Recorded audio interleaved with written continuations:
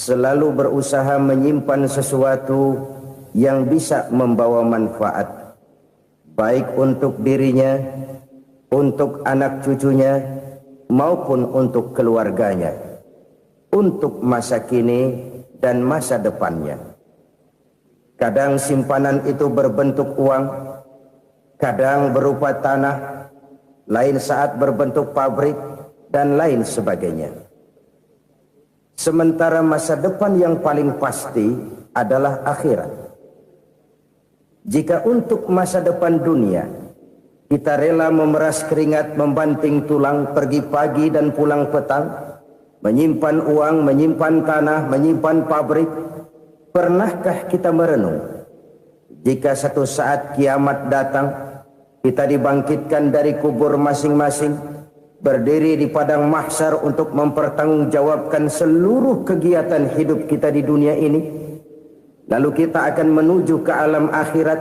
Sudahkah kita mempunyai simpanan untuk akhirat kita? Pada pertemuan kali ini saya ingin menyampaikan sebuah hadis di mana Rasulullah sallallahu alaihi wasallam bersabda, "Arba'un min kanzil jannah." Simpanan sorga ada 4 macam. Yang pertama, ikhfa'us sadaqah, menyembunyikan sedekah. Saudara-saudara kaum muslimin, sebagaimana yang kita maklum bahwa Allah Subhanahu wa taala melebihkan sebagian rezeki dari kita terhadap yang lain. Ada yang kaya, ada yang setengah kaya, ada yang miskin, ada yang setengah miskin, dan selanjutnya. Ada yang gajinya kecil tapi penghasilannya gede. Ada yang penghasilannya gede tapi nggak punya gaji. Ada juga yang memang gajinya gede dan penghasilannya gede. Kelebihan rezeki merupakan sunnatullah dan tidak harus membuat kita merasa lebih dari yang lain. Bahkan sebaliknya, kelebihan itu harus membuat kita ringan tangan untuk menolong mereka yang memang memerlukan pertolongan. Kalau saudara diberikan ilmu, maka pertanyaan akhirat cuma satu: ilmumu kau amalkan untuk apa? Kalau saudara diberikan umur yang panjang, pengadilan akhirat juga bertanya satu: umurmu kau habiskan di mana? Tapi kalau saudara diberikan harta, pengadilan akhirat akan bertanya dua: hartamu kau dapat dari mana? Kau belanjakan kemana? Dari mananya ditanya, dan kemananya juga ditanya.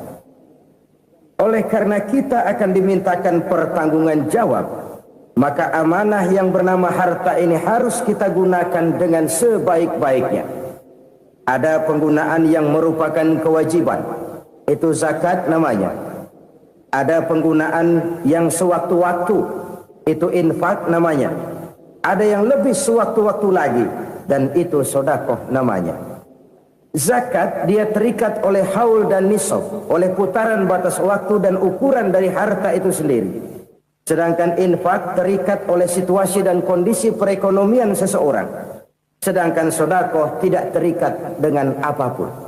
Dalam kondisi seperti apapun kita bisa melakukan sedekah dengan yang terkecil sekalipun. Sampai-sampai Rasulullah sallallahu alaihi wasallam mengajarkan, la tahqiranna minal ma'rufi syai'an walau an talqa akhaka biwajhin talik. Atau ada hadis, tabassumuka fi wajhi akhika laka shadaqah.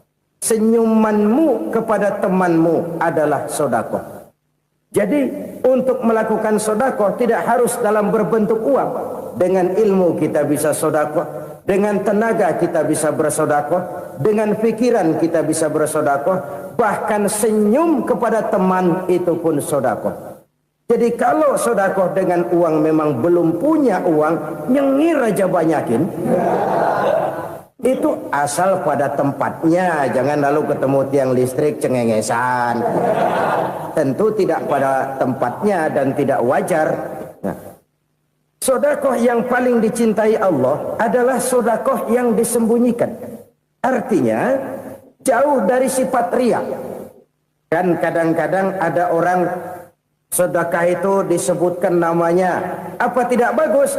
Kalau memang niatnya ikhlas, ya bagus-bagus saja. Untuk memberikan sugesti kepada yang lain. Di Fulan bin Fulan nyumbang sekian, diumumkan.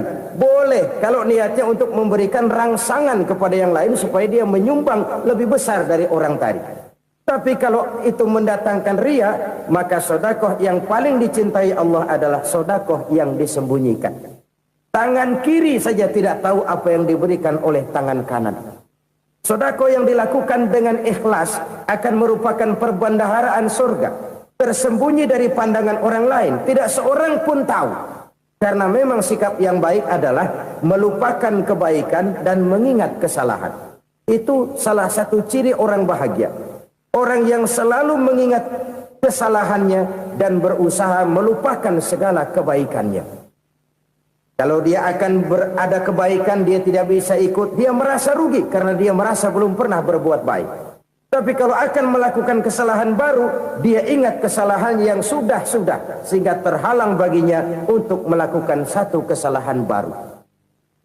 Demikianlah saudara-saudara, bahwa Allah melebihkan rizki sebagian kita dari yang lain, agar terjadi tolong-menolong dalam kehidupan ini. Jadi kesenjangan yang nature, kesenjangan yang alami, itu sunnatullah. Ada yang kaya, ada yang miskin, ada yang kelas menengah. Nah, kenapa lalu sekarang kita berusaha mengentaskan kemiskinan? Oleh karena adanya kesenjangan struktural. Kalau yang kaya bisa semakin kaya, kenapa yang miskin tidak bisa naik jadi ikut sedikit kaya? Sebab pada dasarnya Islam adalah agama yang sejak turunnya sudah berupaya memerangi kemiskinan. Bahkan dikatakan kemiskinan itu mendekatkan kepada kekufuran. Orang kalau miskin udah dekat banget sama kafir. Gampang menjadi kafir. Berapa banyak saudara-saudara kita yang oleh karena soal perut, oleh karena soal materi, terpaksa meninggalkan dan menanggalkan akidahnya. Menjual petunjuk yang diberikan Allah dengan kesenangan dunia yang cuma sebentar ini. Na'udzubillah, thumma na'udzubillah. Jadi makin kita sembunyikan satu sedekah, semakin banyak perbendaharaan kita di surga. Sedekah yang paling dicintai Allah adalah sedekah yang disembunyikan. Malahan ada seorang sufi, dia punya kebiasaan kalau pergi sholat Jumat dia bawa uang, itu uang dia taruh di bawah tikar masjid. Dia niat sedekah kepada siapa saja yang nemuin itu duit. Maksudnya apa? Supaya yang nemuin nggak tahu siapa yang punya duit. Demikian dia saking ingin menyembunyikan sedekahnya. Karena sifat riya itu bisa memakan amal kita sendiri. Riya itu termasuk menyebut-nyebut kebaikan kita. Orang yang suka nepuk dada, sedikit-sedikit ngitungnya kalau nggak gua. Tuh kalau nggak gua tuh. Tuh yang belas itu kalau nggak gua, kalau nggak gua. Iya kalau nggak lu kenapa emang? Orang yang suka menepuk jasad. Tuh, biasanya memang begitu saudara-saudara. Kalau perang lagi berkecamuk, orang nggak sempat ngaku jadi pahlawan. Tapi begitu perang selesai, yang kagak kenal bedil ngaku pahlawan, mas. Itu sesuatu yang biasa. Oleh karenanya, orang-orang yang ikhlas dalam bersedekah, disembunyikannya sedekah itu, Allah cinta betul. Malahan ada hadis memberikan jaminan, inna sadaqatal mar'il muslimi tazidu fil umri wa tadfa'u mitatas su'i. Sesungguhnya sedekahnya seorang mukmin tazidu fil umri, bisa menambah umur panjang. Wa tadfa'u mitatas su'i, dan menyelamatkan manusia dari mati secara su'ul khatimah. Jadi siapa yang kepengen panjang umur, banyaklah sedekah. Yang bosan hidup, pelit terus. Sedekah menambah panjang umur dan menyelamatkan manusia dari mati secara su'ul khatimah. Pak, katanya umur itu nggak bisa ditambah, nggak bisa dikurangin. Kapan? Kalau ajal sudah datang. Wa idza jaa ajaluhum la yastakhiruna sa'atan wa la yastaqdimun. Kalau ajal datang tidak bisa dimajukan, tidak bisa dimundurkan. Itu kalau ajal sudah datang. Tidak bisa lagi umur ditambah dikurangi, sudah datang. Tapi kalau belum datang, itu kan haknya Allah. Mau ditambah, mau dikurangi, hak prerogatif Allah. Sebagai pencipta manusia, Allah maha kuasa dan maha mampu. Sedekah ini menambah panjang umur dan menyelamatkan manusia dari mati secara su'ul khatimah. Itu orang mati kan sama ya, kondisinya mati, nggak nafas. Tapi hakikat mati kan lain-lain. Ada yang mati itu husnul khatimah, baik akhirnya. Misalnya lagi ngaji mati, lagi sholat mati, lagi sedekah mati. Ini yang dinamakan dengan husnul khatimah, baik di akhirnya. Sebaliknya ada yang su'ul khatimah, jelek di akhirnya. Ini yang jadi catatan akhir. Lagi nyekek botol, mampus. Lagi banting kartu, modar. Su'ul khatimah, jelek pada akhirnya. Sedekah menyelamatkan manusia dari mati secara su'ul khatimah. Dan kita semua kepengen mendapat husnul khatimah, jauh dari su'ul khatimah. Oleh sebab itu yang bisa menyelamatkan kita dari penyakit itu antara lain adalah sedekah yang disembunyikan, yang dikerjakan dengan ikhlas karena Allah, tidak karena kepengen dipuji orang, tidak karena ingin dikatakan orang pemurah. Sebab orang dermawan itu orang yang memberi tanpa harus diminta. Kalau masih harus diminta, ya belum dermawan namanya, masih harus diminta. Kalau nggak diminta ya tulus, lolos, polos. Saudara-saudara kaum muslimin rahimakumullah. Harta adalah amanat dan akan kita pertanggungjawabkan. Allah melebihkan rizki sebagian kita dari yang lain agar kita saling tolong menolong, bantu membantu. Nabi janjikan siapa yang meringankan beban saudaranya muslim di dunia, Allah akan meringankan bebannya di akhirat nanti. Sebuah jaminan dari baginda Nabi. Si orang yang kita bantu barangkali tidak bisa membalas, Allah yang akan membalas lewat jalan lain yang tidak pernah kita sangka-sangka. Ada orang tanya, Pak, ini ada orang nyumbang masjid sambil marah-marah, bagaimana? Saya bilang sumbangannya aja ambil, marahnya jangan. Marahnya jangan diambil, itu urusan dia. Saudara-saudara kaum muslimin rahimakumullah. Umat Islam ini kan umat yang punya potensi besar. Kadang kita merenung, kenapa kadang-kadang pembangunan masjid kok lambat sekali? Kalau hotel hari ini peletakan pertama, bulan depan peresmian.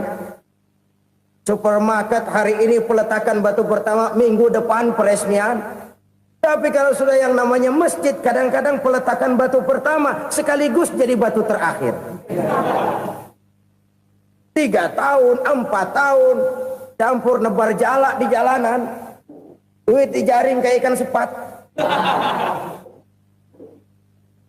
Apa tidak ada orang Islam yang kaya? Banyak. Apa tidak ada pengusaha muslim yang jadi konglomerat? Ada. Lalu yang belum banyak itu yang komit terhadap nilai-nilai agamanya. Akhirnya kita jatuh jadi umat yang lemah. Belum ada pengusaha konglomerat muslim buka pabrik supermi cap bedug misalnya umpamanya atau pabrik kecap cap sorban supaya identitas keislamannya sedikit kelihatan. Kita jatuh jadi umat yang lemah karena potensi tidak terinventarisir dengan baik. Kita ini ibarat kompor yang cuma matengin nasi orang lain. Potensi kita dimanfaatkan oleh orang lain. Ukhuwah Islamiyah kita baru terbatas kepada silaturahmi. Ukhuwah di bidang ekonomi kita lemah, ukhuwah di bidang kebudayaan kita lemah, apalagi ukhuwah di bidang politik kita lebih rapuh lagi. Padahal ukhuwah itu adalah totalitas kehidupan manusia, menyangkut ipolek sosbud, memerlukan nilai-nilai ukhuwah. Jadi oleh karena itu mari kita menyadari di dalam harta kita, walaupun kita yang cari pergi pagi pulang sore peras keringat banting tulang, di sana ada harta anak yatim, di sana ada hak masjid, Di sana ada hak pesantren, di sana ada hak jihad. Berbahagialah seseorang apabila dia oleh Allah dijadikan keran. Keran itu menyimpan air, tapi tidak untuk dirinya, tapi disalurkannya kepada mereka yang memang memerlukannya. Saudara-saudara kaum muslimin rahimakumullah, ini yang pertama. Jadi perbendaharaan surga adalah menyembunyikan sedekah. Orang lain nggak tahu, kita pun nggak pernah ngitung-ngitung. Kita anggap lewat begitu saja, padahal itu deposit akhirat. Satu. Yang kedua, perbendaharaan surga itu apa? Wa kitmanul musibah, menyembunyikan kesulitan. Kadang orang takut menghadapi kesulitan, tapi makin kita merenung, hidup ini kan sebenarnya urusan. Takut sama urusan, ya jangan hidup.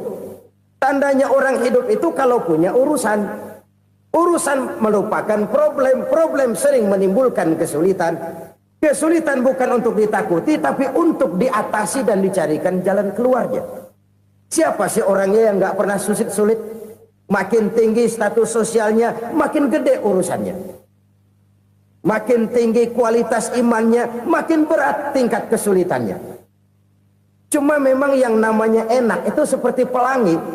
Biang lala itu nggak pernah di atas kepala kita, di atas kepala orang melulu. Lu sih enak lo, kata kita. Dia juga bilang yang enak kan lo. Pelangi itu nggak pernah di atas kepala kita. Kata tukang beca, aduh enak ya naik Mercy. Kata tukang beca, apa yang di dalam mobil Mercy? Aduh enak bener tukang beca, di jok ngeringkuk ngorok pulas bener. Saya kamar pakai AC, sejuk, tempat tidur sutra, empuk, alga, spring bed, gula kulik, nggak bisa pulas kalau belum minum Valium, belum tidur. Enak bener tukang beca, di jok ngorok nggak tahu wetan kulon. Si tukang beca bilang yang di Mercy enak, yang di Mercy bilang tukang beca enak. Inilah enak, nggak pernah di atas kepala kita, di atas kepala orang lain melulu enak itu. Nah, saudara-saudara, yang merupakan perbendaharaan surga itu orang yang bisa menyembunyikan kesulitan, baik pribadi ataupun rumah tangga. Nih terutama rumah tangga yang jadi soalnya. Kadang-kadang kita ini kalau senang, sebaliknya kalau senang kita diam, kalem aja, cuek. Banyak banget duit kita bawaan, diam aja udah. Malah ketemu orang takut. Tapi begitu susah, sekampung tahu. Padahal Nabi mengajarkan perbendaharaan surga itu menyembunyikan musibah, menyembunyikan kesulitan.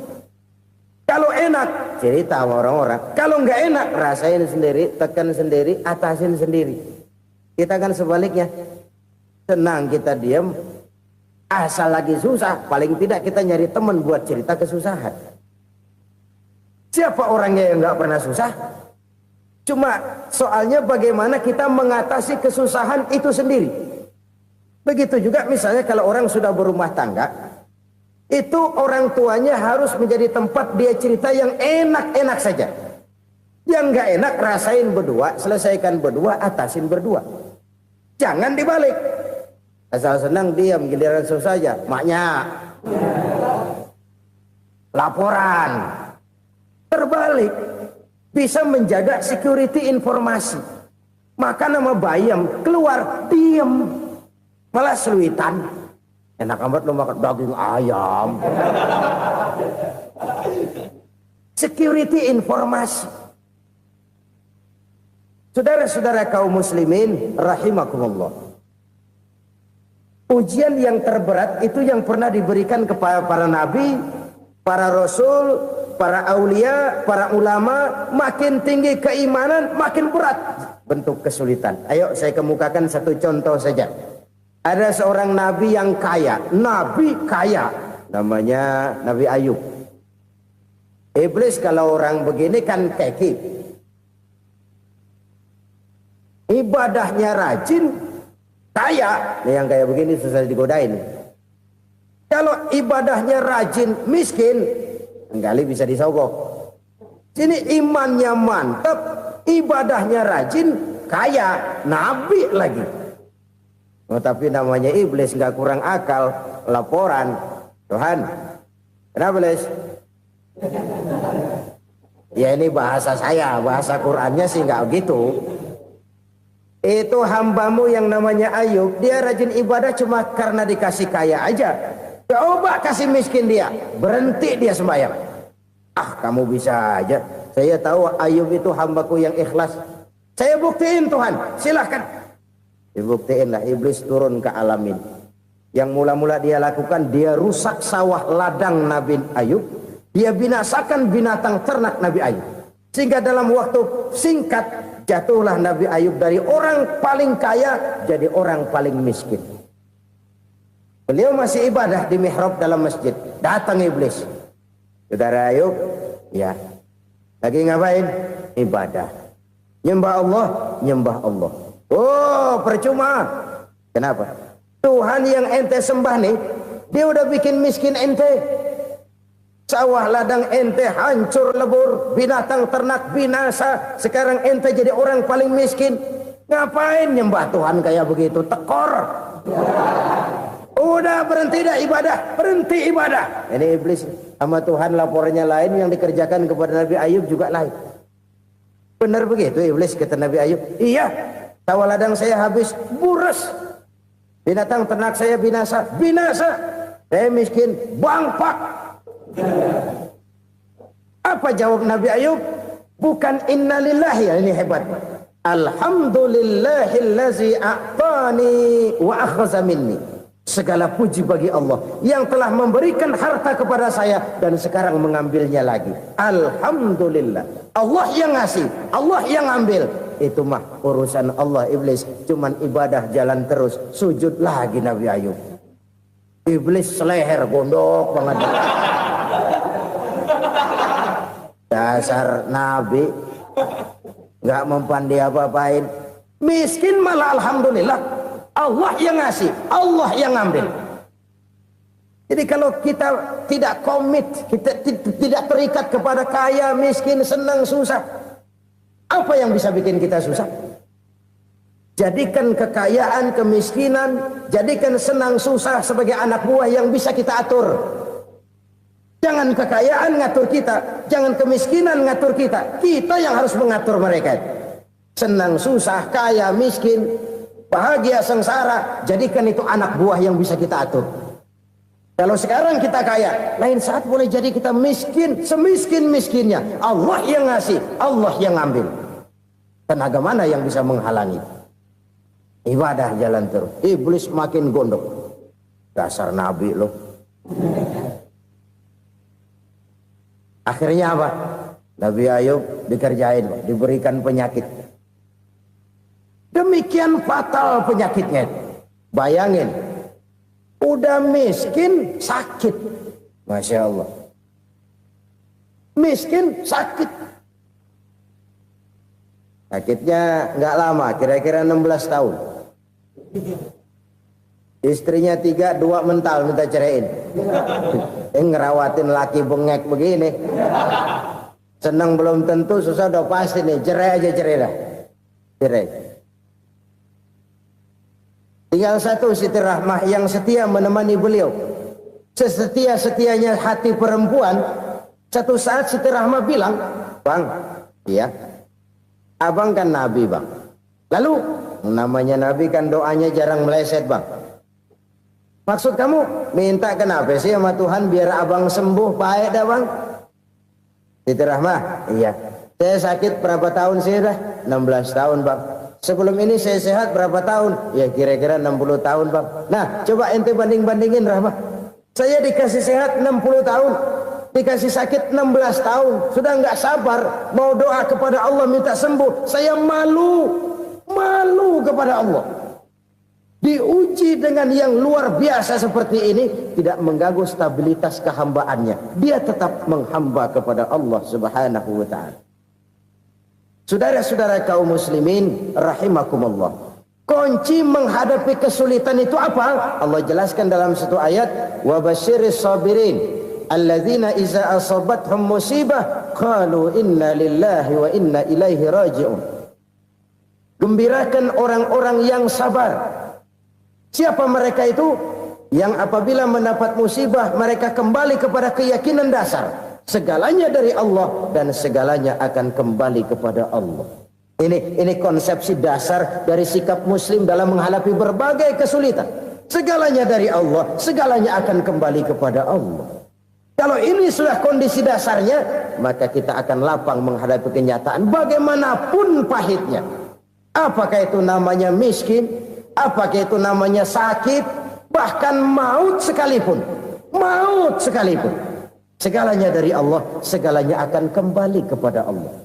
Ini sikap hidup, bukan sekedar ucapan. Kita kadang-kadang menjadikannya sebagai ucapan. Mulutnya sehingga berhenti, innalillahi wa inna ilaihi rajiun, tapi nangisnya terus gerung-gerungan. Bukan itu, ini kesadaran moral. Kalau segalanya dari Allah, segalanya kembali kepada Allah, kan sebenarnya cuma nunggu giliran. Hari ini saya nyembayangin dia, entah hari apa saya disembayangin orang. Hari ini saya antar dia ke kubur, entah hari apa orang nganterin saya ke kubur.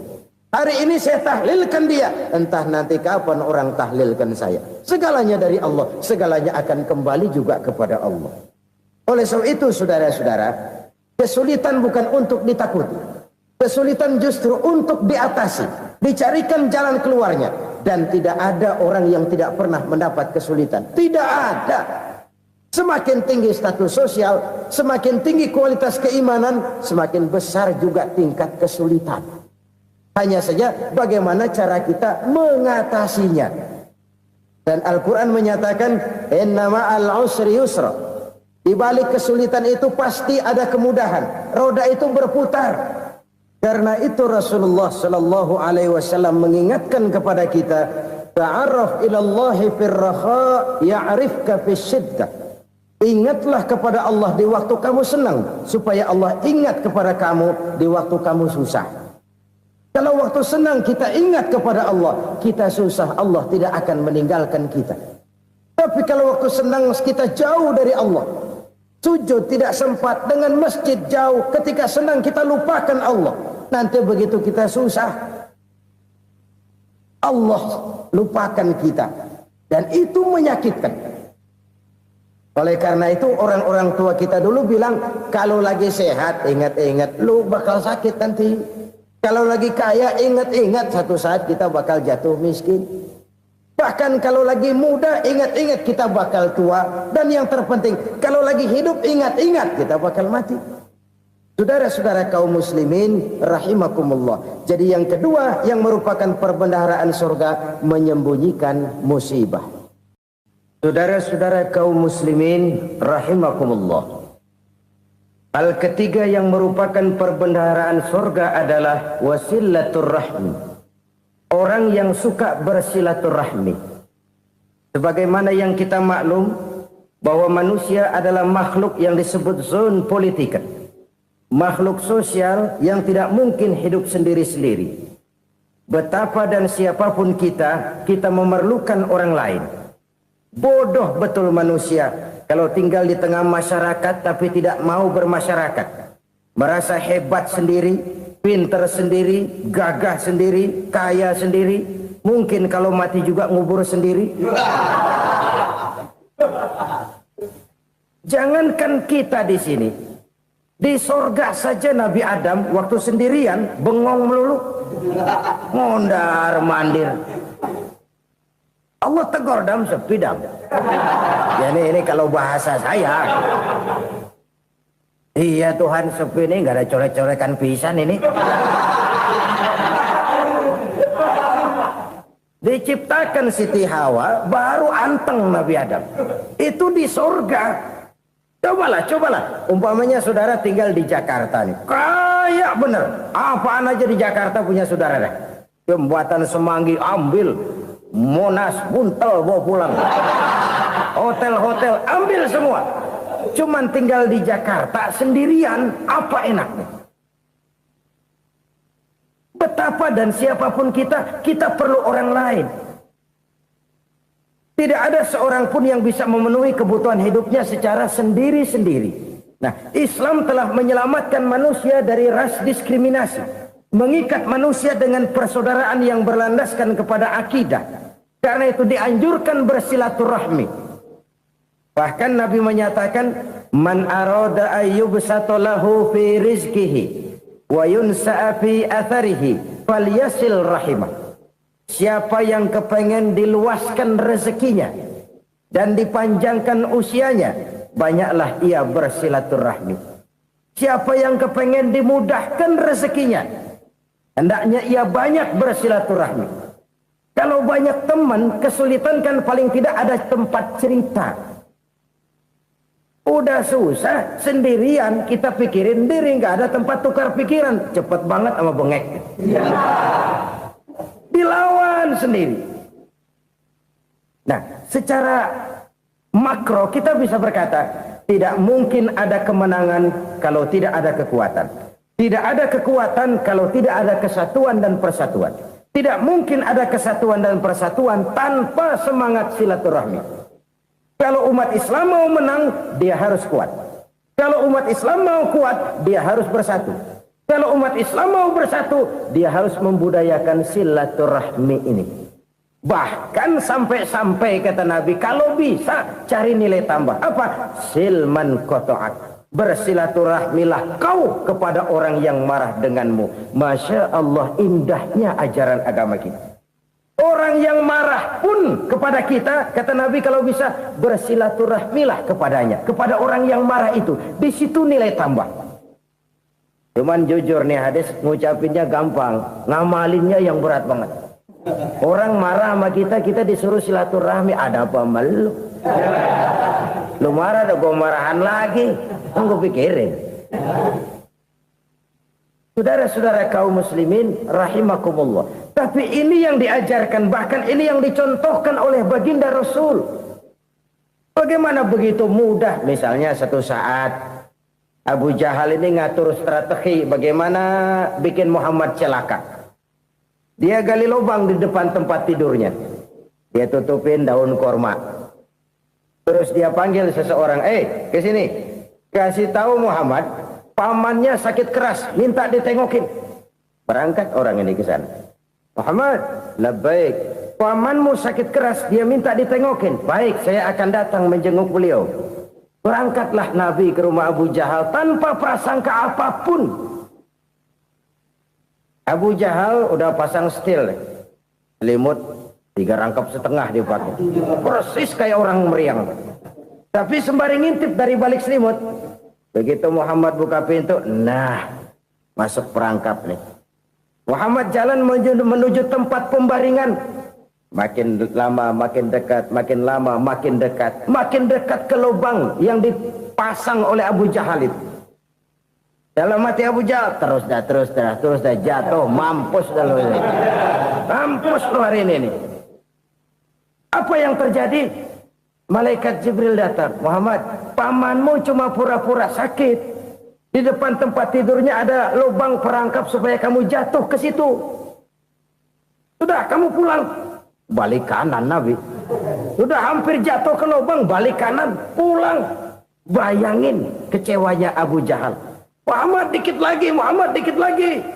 Enggak paman, saya pulang aja. Emosi bangun dari tempat tidur, enggak sadar kalau lagi pura-pura sakit. Lompat ngejar Nabi, dia lupa dengan lubang yang dia gali.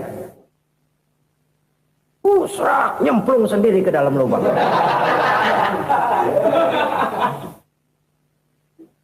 Nabi terus berlalu. Ini terjadi keanehan. Jatuh ke lubang yang dia gali itu sebenarnya nggak terlalu dalam ya, antara 3-4 meteran lah. Tolong saya jatuh ke lubang ini. Datanglah pelayan-pelayannya itu. Angkat saya dari sini. Oh, yang ngulurin tambang. Satu gulung, belum juga nyampe itu tambang. Kurang, beli lagi ke warung. Sambung, ulur lagi, nggak juga bisa sampai. Wah, ini kerjaan Muhammad ini. Tolong, siapa salah seorang kamu ke rumah Muhammad, kasih tahu encangnya kecebur. Minta ditolongin. Sampaikan kepada Rasul. Kenapa?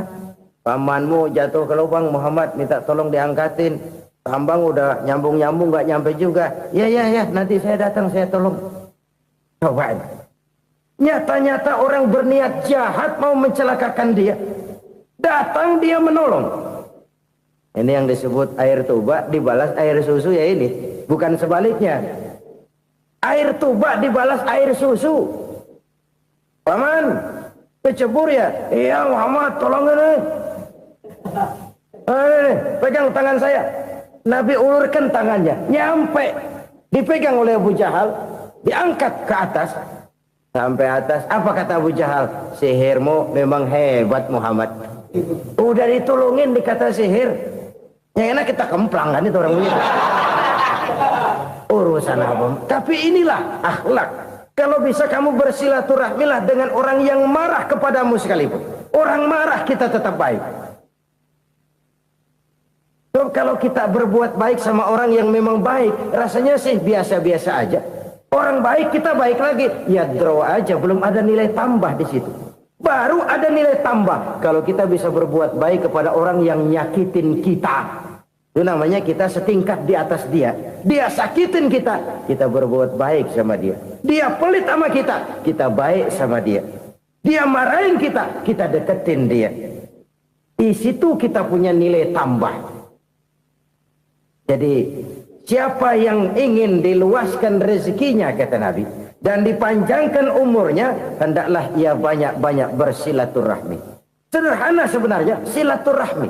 Tapi silaturahmi membangkitkan semangat kesatuan dan persatuan. Kesatuan dan persatuan melahirkan kekuatan. Dalam matematika, 1 ditambah 1 pasti 2. Tapi di tengah masyarakat, 1 orang takut ditambah 1 orang takut, hasilnya jadi 2 orang setengah berani.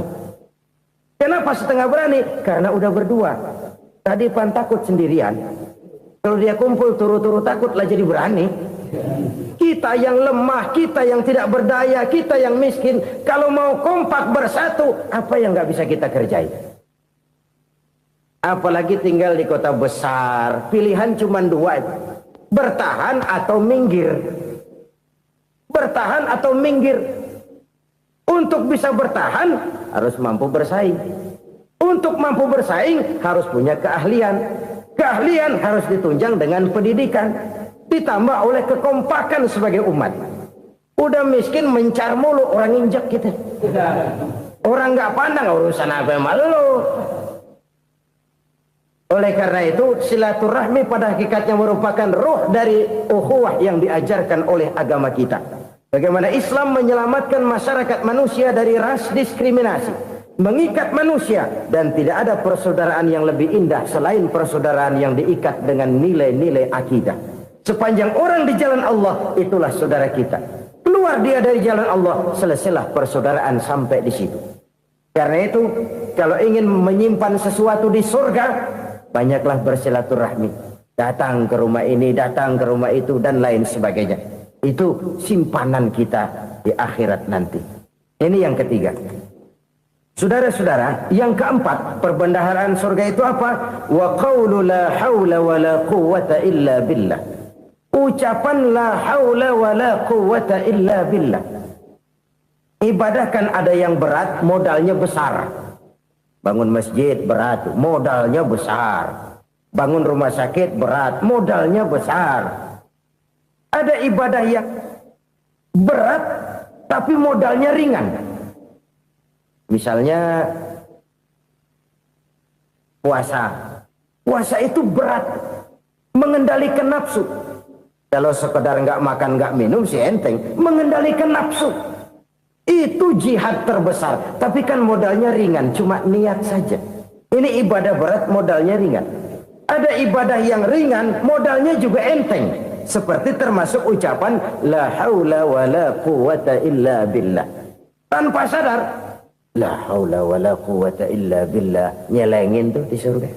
Nyelengin, kita nggak terasa, nyelengin simpenan akhirat. La haula wa la quwwata illa billah, nyimpan lagi. Kaget, la haula wa la quwwata illa billah, nyimpan lagi. Banyak simpenan.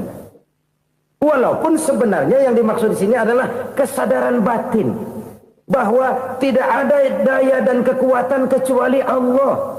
Itu intinya. Kita memulai pekerjaan disunahkan baca bismillah, kan begitu. Apa itu? Kesadaran moral. bahwa ini saya bisa kerjakan. Saya kerjakan ini dengan menyebut nama Allah. Kenapa? Kalau Allah tidak memberikan daya dan kekuatan, mana mampu saya kerjakan ini. Maka saya kerjakan ini dengan menyebut nama Allah. Bismillah. Kesadaran moral. Manusia hanya wajib berusaha, tapi nggak pernah wajib berhasil. Banyak hal-hal yang kalau kita renungkan secara rasio nggak mungkin, tapi jadi kenyataan. La haula wala quwata illa billah. Tidak ada daya dan kekuatan kecuali bagi Allah semata-mata. Kesadaran moral akan kelemahan dan keterbatasan makhluk bernama manusia. Kadang kita kagum dengan otak, tapi kita sering lupa sama yang bikin otak. Padahal bagaimanapun hebatnya otak, yang bikin otak pasti lebih hebat dari otak. Nggak percaya, silahkan otak-otakan. Inilah kecenderungan. Kita kagum dengan pesawat-pesawat mutakhir, bukan main besi gede banget terbang itu. Alangkah hebatnya. Lalu apa yang bikin otak tidak lebih hebat dari itu semua? Kita puji laut, apa yang bikin laut tidak lebih hebat dari laut itu? La haula wala quwata illa billah. Tidak ada daya dan kekuatan kecuali Allah. Apa yang bisa kita lakukan kalau tidak karena daya dan kemampuan yang diberikan oleh Allah kepada kita? Lahirlah sikap tawadu, rendah hati, tidak melonjak menjadi angkuh dan sombong, sadar akan kelemahan dan keterbatasan diri. Sebagai makhluk yang diciptakan oleh Allah Subhanahu wa ta'ala. Jadi satu sisi ini ucapan yang berpahala, la haula, jadi wiridan. Pada sisi lain ini kesadaran moral, sikap mental, kesadaran batin, bahwa yang punya daya dan kekuatan itu cuma Allah. Kita nggak pantas untuk sombong, sebab sombong itu pakaiannya Allah. Kita nggak sedang pakai pakaian Allah, kegedean. Dan makin kita renungi, makin terbentur. Apa sih yang bisa kita sombongin? Kita mau sombong apa? Kaya? Pintar? Itu kan semua relatif. Di atas langit masih ada langit lagi. Jadi oleh karenanya, marilah kita menyadari. Manusia hanya wajib berusaha, tapi tidak pernah wajib berhasil. Yang berusaha saja tidak wajib berhasil, apalagi yang tidak berusaha. Islam bukan agama orang pemalas yang selesai sholat lalu endelohom, nggelenggem ayem-ayem. Tapi Islam bukan agama orang sombong yang setelah berusaha lalu tidak memerlukan Allah. Kita bisa saja bikin proyeksi, tahun sekian kita bakal panen besar menurut perhitungan otak. Tapi ada kejadian lain. Apa? Tikus ngambek. Habis itu dimakanin tikus, panen gagal. Proyeksi rasional gagal oleh tikus-tikus yang ngambek itu. Bisa saja terjadi.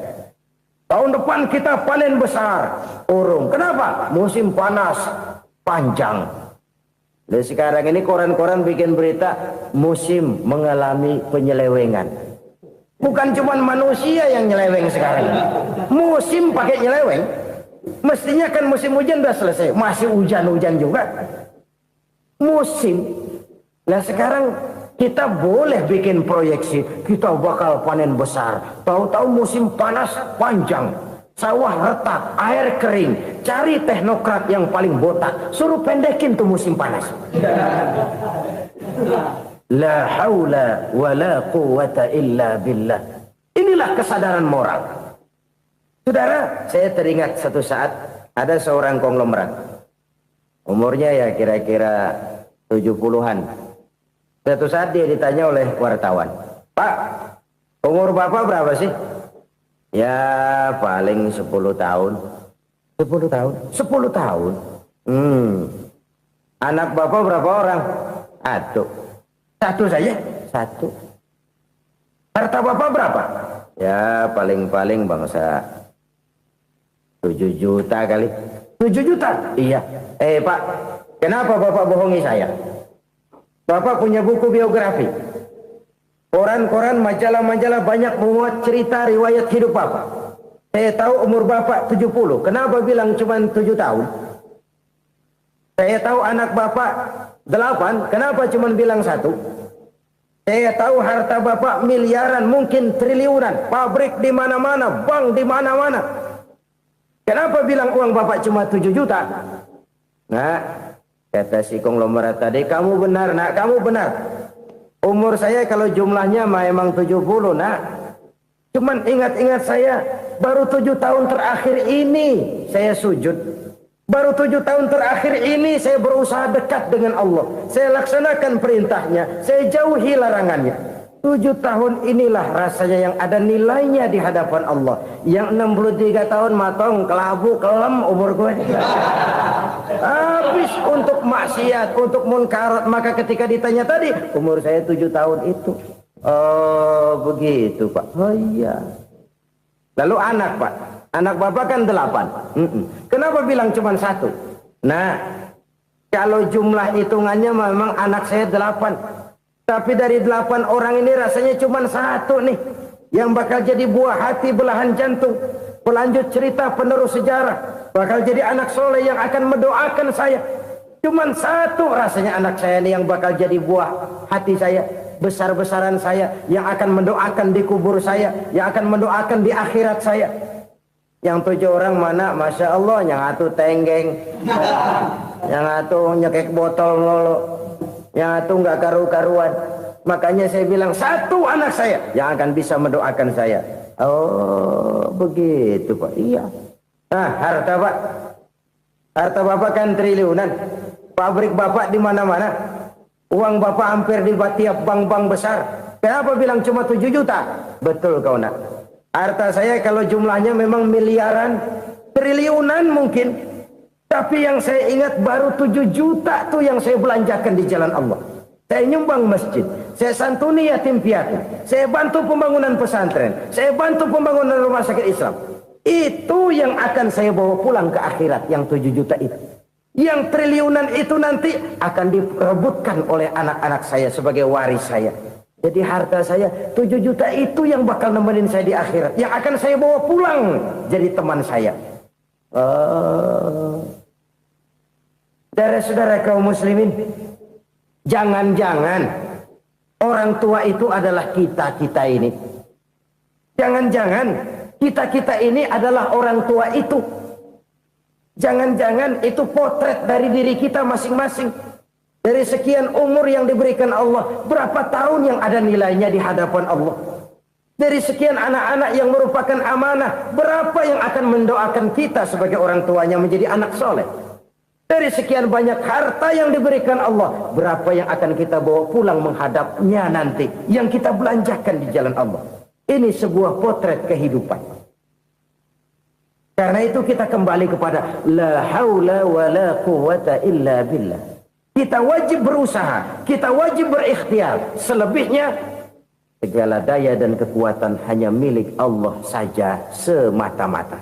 Satu kesadaran batin dari setiap pribadi muslim. Setelah ia berusaha dan berikhtiar, ia menyerahkannya kepada Allah Subhanahu wa ta'ala. Jadi, satu sisi ini merupakan wiridan ucapan yang mengandung pahala. Pada sisi lain, ini merupakan sikap batin dari seorang muslim di dalam ia menghadapi realitas kehidupan ini. Saudara-saudara kaum muslimin rahimakumullah. Kalau ini kita jadikan satu basis kehidupan, maka ini akan menyelamatkan manusia dari kemungkinan tergelincir menjadi orang yang lupa diri dan lupa darat. Sebab itu Imamul Ghazali berpesan, jadidis safinah fa innal bahra amiq wa khuziz zad fa inna safara ba'id wa khaffifil hamla fa innal hamla sadid. Perbarui selalu kapalmu karena lautan sangat dalam. Bawa bekal yang banyak karena perjalanan ini sangat jauh. Ringankan beban karena kebanyakan beban akan menyakitkan. Alangkah indah kalimat ini, alangkah dalam makna yang terkandung di sana. Perbarui selalu kapalmu karena lautan sangat dalam. Apa artinya ini? Jaga mentalmu baik-baik. Pelihara imanmu baik-baik karena hidup penuh cobaan seperti lautan. Kita kalau berlayar di lautan kan kadang-kadang tenang, angin bertiup sepoi-sepoi basah. Jika malam datang bintang gemintang bertabur menghias cakrawala. Rembulan memantulkan sinarnya dengan indah. Dalam keadaan begitu berlayar enak. Tapi lain saat ombak menggunung, halilintar menyambar, angin topan bertiup. Berapa banyak sudah saudara-saudara kita yang tenggelam di lautan dunia tanpa sadar bahwa dia belum sampai kepada pantai yang akan dituju. Berapa banyak sudah saudara-saudara kita yang tenggelam di lautan dunia ini tanpa sempat bangkit lagi. Dia menyangka sudah sampai kepada tujuannya. Hati-hati kapal jangan sampai bocor karena lautan sangat dalam. Iman ini jaga baik-baik karena hidup penuh dengan ujian. Wa khuzizat fa inna safara ba'id. Bawa bekal yang banyak karena perjalanan sangat jauh. Saudara mau ke Bandung, bawa duit. Saudara mau ke Surabaya, banyakan lagi duitnya. Saudara mau ke Mekah, gepokan, iketan tuh duit nggak lembaran lagi. Makin jauh perjalanan, makin banyak bekal yang harus kita bawa. Kalau saudara dari Jakarta mau ke Surabaya, kagak bawa duit berangkat juga, itu sih bukan berani namanya, nekat. Sampai Surabaya belum tentu, sengsara di jalan udah pasti. Kenapa? Nggak bawa bekal berangkat. Sama juga kita nih, misalnya belum sempat sembahyang, mati. Waduh, berani banget orang. Belum punya bekal, mati. Sengsara di jalan. Atau bekal tidak cukup. Dari Jakarta saudara mau ke Surabaya, bawa duit 500 perak. Paling jauh Cikampek nyampenya itu. Paling jauh itu. Antara jauhnya perjalanan dengan bekal yang saudara bawa tidak seimbang. Hidup ini perjalanan panjang. A walking tour. Dimulai dari alam arwah. Sebelum jasad diciptakan, roh diciptakan lebih dulu. Dari situ pindah ke alam rahim. Dari alam rahim pindah ke alam dunia. Dari alam dunia pindah ke alam barzah. Baru menuju akhirat. Satu perjalanan panjang. Kalau bekal tidak bawa, sengsara di jalan. Bawa bekal yang banyak karena perjalanan ini sangat jauh. Wa khaffifil hamla, ringankan beban karena beban itu cuma akan menyulitkan. Kalau bekal itu sih keperluan, tapi beban nggak kita perluin, cuma ngeberat-beratin. Apa ini beban? Dosa. Kecurangan, kebatilan, kezoliman, ketidakadilan, kesewenang-wenangan. Itu akan jadi beban kita di akhirat. Alangkah celakanya, perjalanan panjang, bekal tidak bawa, beban kelewat banyak. Alamat sengsara di jalan. Pahala tidak ada, dosa berlipat ganda. Na'udzubillah, summa na'udzubillah. Kalau kita rangkum nasihat Al-Ghazali dengan kisah si konglomerat tadi, kita akan mengambil kesimpulan. Pertama, bekal terbaik dalam menghadapi gejolak kehidupan ini tidak lain adalah iman. Yang kedua, pahala dan dosa. Dua hal kontroversial. Pahala adalah bekal, dosa adalah beban. Tapi kita sekarang kan tidak begitu terangsang kepada yang abstrak. Orang berlomba mencari yang konkret-konkret saja. Yang real. Kalau memang dosa, benjol dong. Kira-kira begitu. Kira-kira begitu. Persis orang Yahudi dulu. Orang Yahudi itu kan pernah minta kepada Nabi Musa. Ya Musa lan nu'mina laka hatta narallaha jahrah. Musa, kami nggak bakal mau beriman kepada Allah kalau belum kami lihat Allah ada nongkrong di depan kami. Kalau memang Tuhan ada, taruh dong di depan kami. Mau yang konkret-konkret saja. Kalau memang dosa, benjol dong. Kalau memang pahala, berasa dong. Orang terangsang kepada yang real, yang konkret-konkret saja. Karena itu, untuk mengejar dosa, orang mau bayar. Tapi untuk mengejar pahala, walaupun tidak bayar, orang segan. Ini yang dikatakan oleh Nabi, kamu mengharapkan ke surga, tapi kamu berat melaksanakan sesuatu yang bisa membawa kamu ke surga.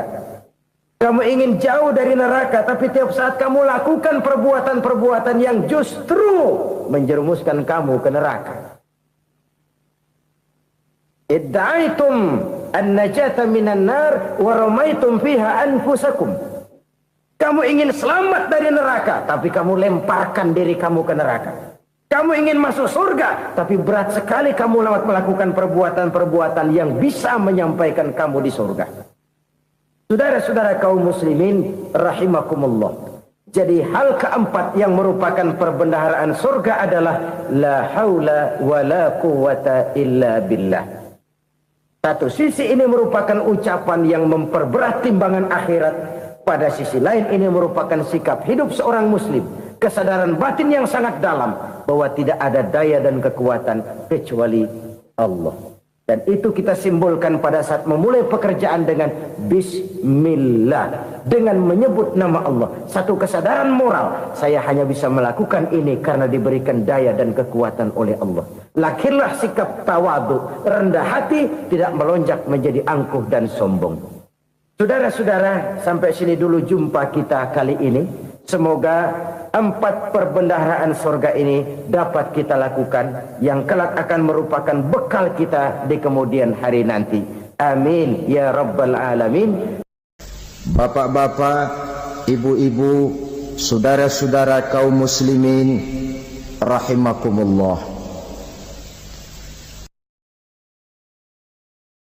Di dalam kehidupan kita sebagai seorang muslim, minimal 5 kali dalam sehari semalam kita mendengar seruan untuk mendirikan solat yang disebut azan. Ada kalimat menarik di dalam kalimat azan itu, yakni seruan hayya 'alal falah, marilah menuju kepada keberuntungan, marilah meraih kemenangan. Seruan ini adalah kecenderungan dari setiap manusia, apapun warna kulitnya. Artinya, setiap orang dalam hidup selalu ingin meraih dan mencari kemenangan. Kemenangan akan melahirkan kepuasan batin, dan kepuasan batin memberikan kebahagiaan. Sedangkan kekalahan melahirkan penderitaan batin, dan penderitaan batin menjerumuskan seseorang di dalam berbagai bentuk kerugian. Jikalau inilah seruan azan, maka masalahnya ialah apa yang menyebabkan kita meraih kemenangan. Al-Quranul Karim memberikan tuntunan dan ajaran kepada kita bahwa orang-orang yang memperoleh kemenangan itu tidak lain adalah orang-orang yang bertakwa.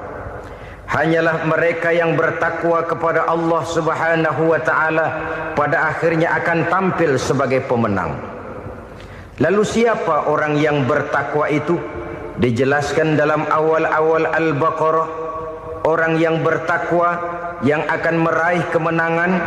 Pertama, alladzina yu'minuna bil ghaib, yaitu orang-orang yang beriman kepada yang gaib.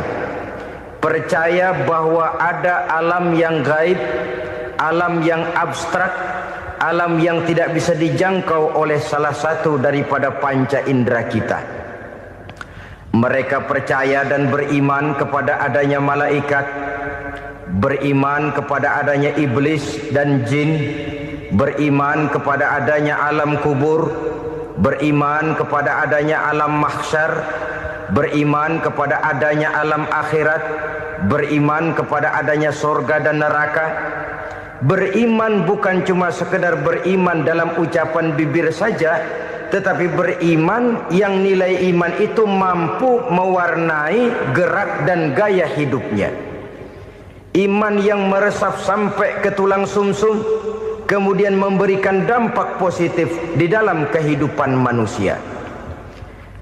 Alam, kita tahu, adalah sesuatu yang selain Allah, dan Allah bukanlah alam.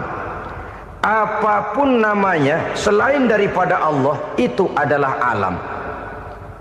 Alam pada hakikatnya terbagi menjadi 2. Ada alam syahadah, alam nyata, alam konkret, alam yang bisa dijangkau oleh salah satu indera kita.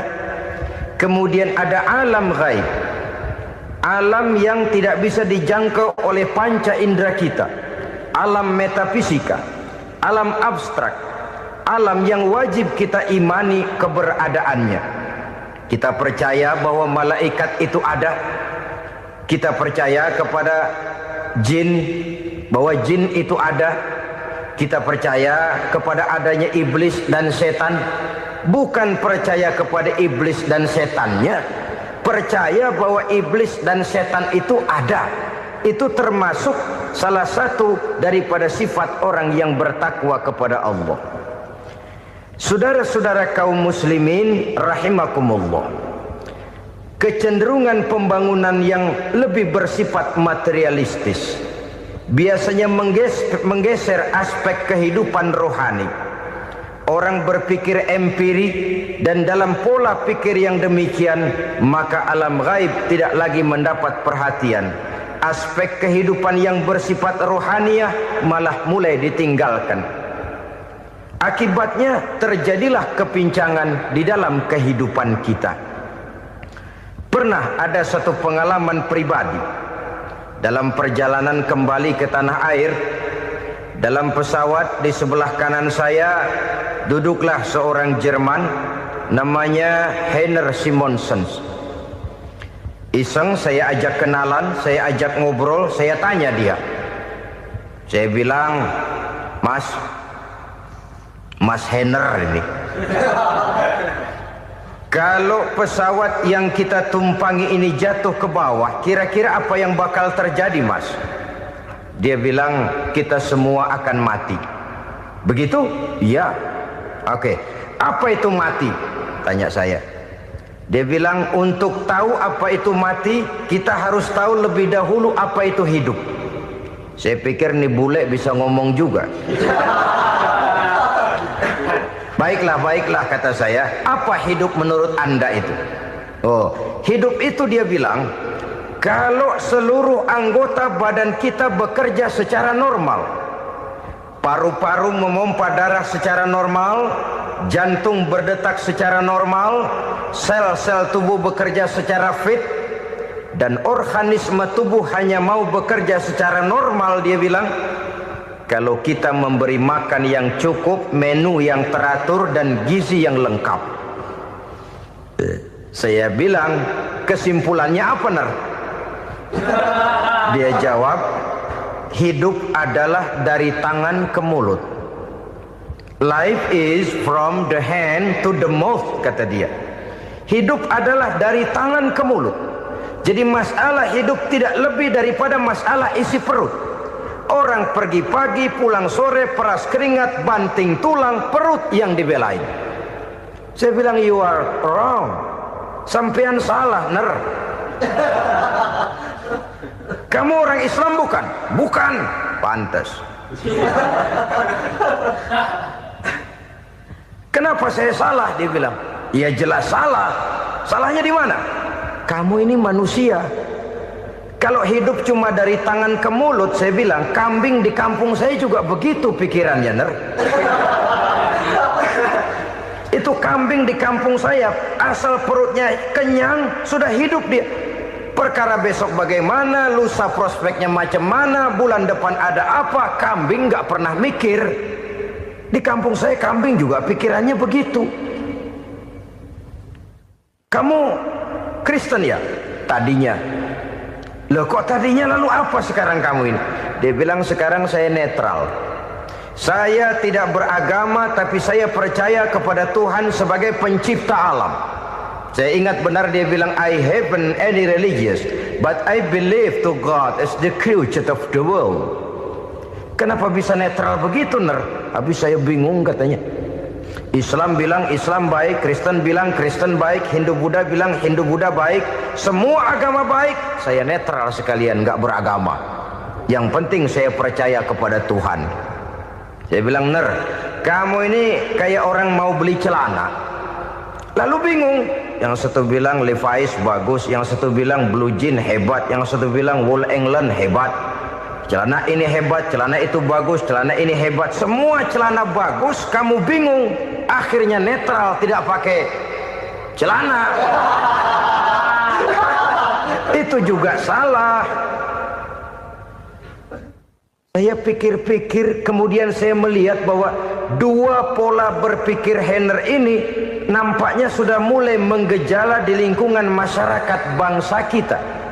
Disadari atau tidak, secara jujur kita harus berkata, dua pola pemikiran Heiner ini mulai berkembang di tengah masyarakat bangsa kita.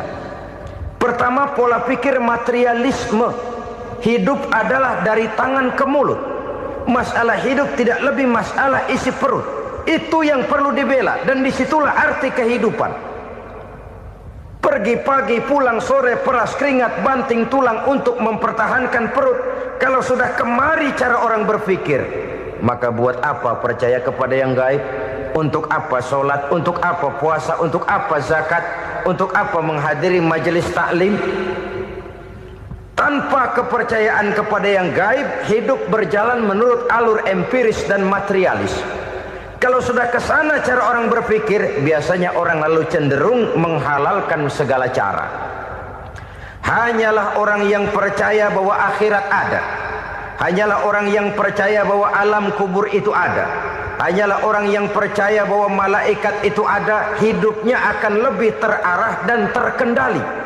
Karena kepercayaan kepada yang gaib, yang merupakan fase daripada kehidupan setelah hidup yang sekarang ini, mewarnai gerak pribadi seseorang di dalam dia melakukan kegiatan hidupnya. Pola berpikir materialisme, disadari atau tidak, mulai menggejala di lingkungan masyarakat bangsa kita. Hidup tidak lebih dari urusan tangan ke mulut, mulut ke tangan, tangan ke mulut. Asal perut sudah kenyang, hiduplah sudah. Perkara bagaimana prospek hari yang akan datang, bagaimana akhirat, tidak jadi persoalan. Ini yang oleh Nabi diperingatkan, ad-dunya sijnul mu'min wa jannatul kafir. Dunia adalah penjara bagi orang beriman dan surga bagi orang kafir. Dulu di zaman Belanda hadis ini pernah disalah tafsirkan, disalah artikan, digunakan sebagai senjata untuk mengkebiri dan membuat impoten umat Islam. Sudahlah, umat Islam gak usah macam-macam, kata Belanda. Dunia ini kan penjara buat orang Islam, surga buat orang kafir. Di penjara jangan bertingkah.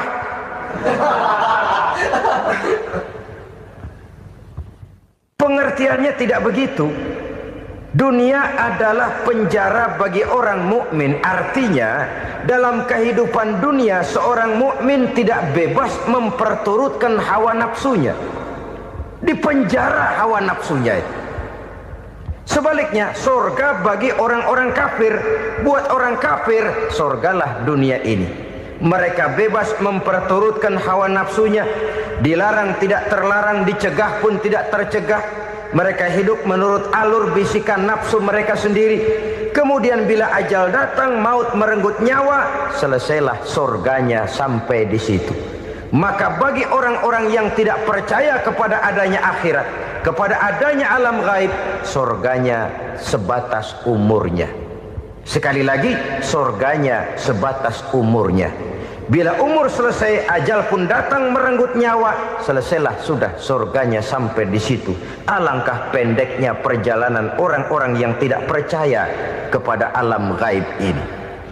Bagi kita mukmin, jikalau kita mampu memenjarakan hawa nafsu, kita bisa bahagia di dunia ini. Dan Islam memang tidak menyuruh kita sengsara di dunia. Raih dunia, kejar dunia, gapai dunia sebagai alat untuk mencapai kebahagiaan di akhirat nanti. Hidup adalah satu perjalanan panjang yang terbentang sejak kita terlahir dari alam rahim sampai kepada alam akhirat nanti. Andai kata kita gagal meraih kebahagiaan di dunia, toh kita masih punya akhirat. Tapi jangan jadi dalil yang melemahkan semangat. Biarin dah kita di dunia kebelangsak, yang penting akhirat. Akhirnya dunia benar-benar kebelangsak. Bagaimana dunia ini bisa kita raih, dan bagaimana meraih dunia untuk menunjang kepentingan akhirat nanti. Yang kedua dari pikiran Heiner yang saya lihat menggejala di lingkungan masyarakat bangsa kita, timbulnya manusia-manusia netral. Seolah-olah Tuhan yes, agama no. Sama Tuhan percaya, agama ogah. Tuhan ngangguk, giliran agama godeng. Padahal hampir dalam setiap ayat dalam Quran, kata-kata amanu biasanya bergandeng dengan wa amilus shalihat. iman dan amal soleh. Ini sebagai isyarat Tuhan dan agama jangan pernah dipisah-pisah. Apabila kita bertuhan, maka kita harus beragama. Apabila kita beragama, maka agama itu harus bersumberkan dari Tuhan yang kita imani itu. Tidak mungkin kita pisah, Tuhan yes, agama no. Sama Tuhan percaya tapi agama bikin sendiri. Sembayangnya cukup bengong 2 jam madep mulon.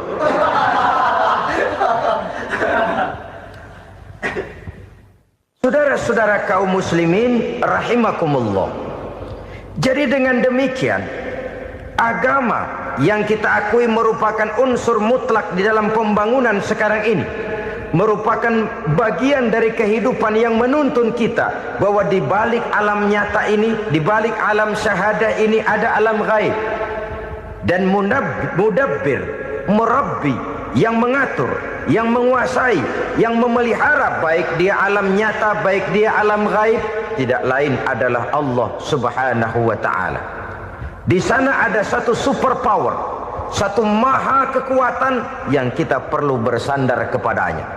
Sebagai makhluk nyata yang hidup di alam nyata, berbuatlah secara nyata sebagaimana harusnya kita berbuat. Karena Islam jelas bukan agamanya orang pemalas. Islam jelas bukan agamanya orang yang mengajarkan setelah selesai sholat boleh duduk, nggelenggem ayam-ayam, ndelohom, menghitung bintang di langit sambil menunggu keajaiban. Tidak. Islam adalah agama yang mengajarkan apabila sholat sudah selesai kamu kerjakan, bertebaranlah di permukaan bumi, cari karunia Tuhanmu. Jangan hidup berpangku tangan menunggu keajaiban. Karena hidup bukan undian. Jangan berharap untung besar tanpa mau peras keringat.